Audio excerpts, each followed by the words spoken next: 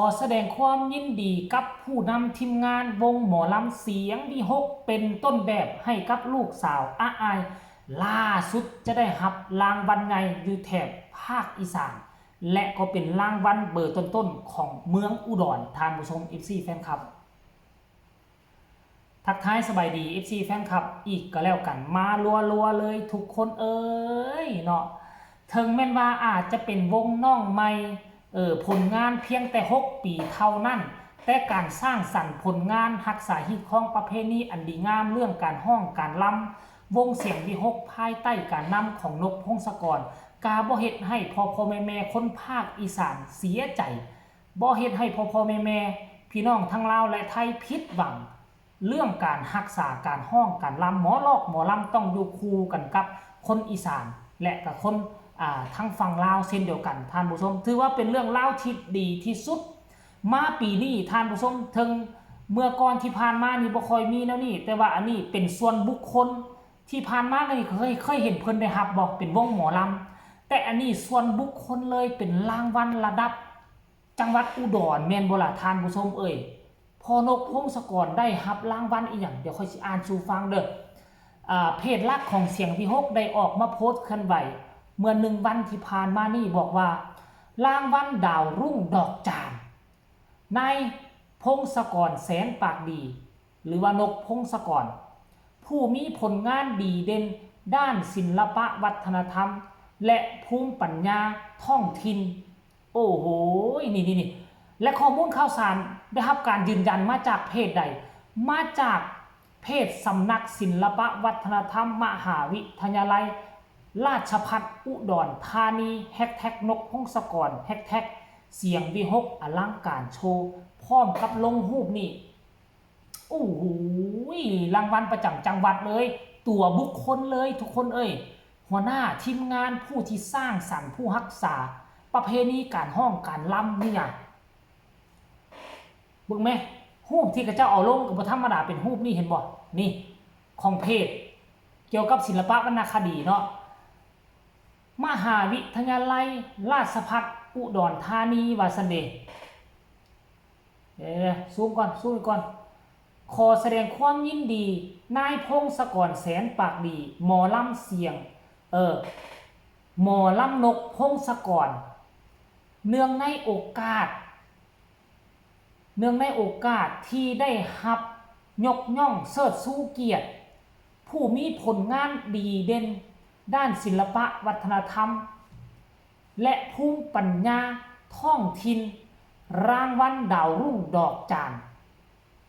พุทธศักราช 2569 ได้นี่นะท่านผู้ชมโอ้โหเดี๋ยวอ่านต่อกันน่าสนใจเว้ยนี่คือเป็นครั้งแรกเว้ยที่ค่อยได้เห็นหมอลำเนาะ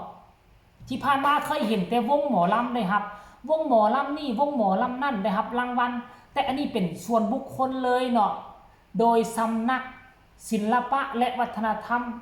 มหาวิทยาลัยราชภัฏอุดรราชธานีขอแสดงความยินดีกับหัวหน้าวงหมอลำเสียงวิหกนกพงศกรป๊าดโทเรือเสือมันก็บ่เป็นตาเรือเสือดอกเฮาก็ฮู้จักผลงานวงเสียงวิหกนกพงศกร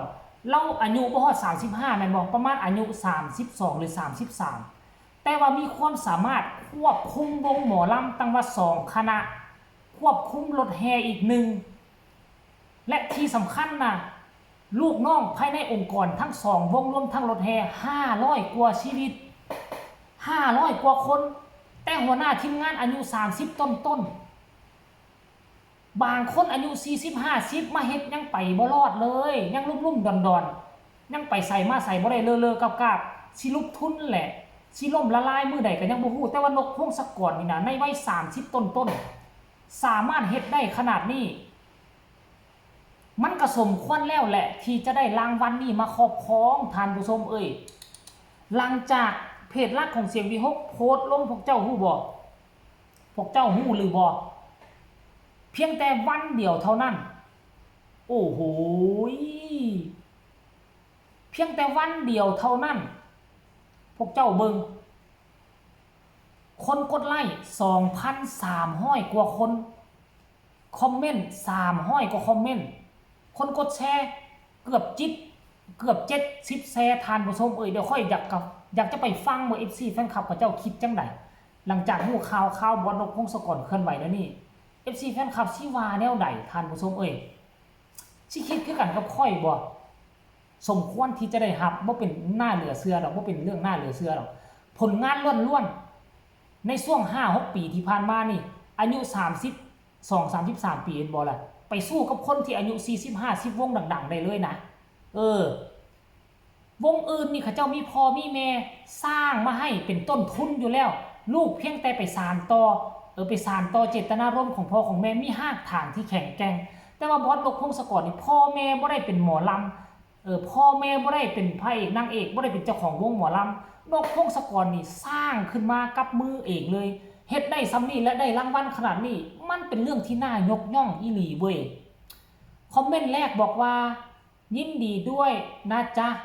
คนรอว่าซั่นเด้แห่งวงการเสียงดีฮกโอ้ย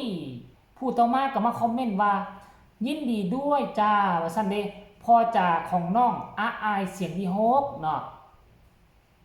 ผู้ต่อมาก็บอกว่ายินดีด้วยค่ะบอสยินดีด้วยค่ะ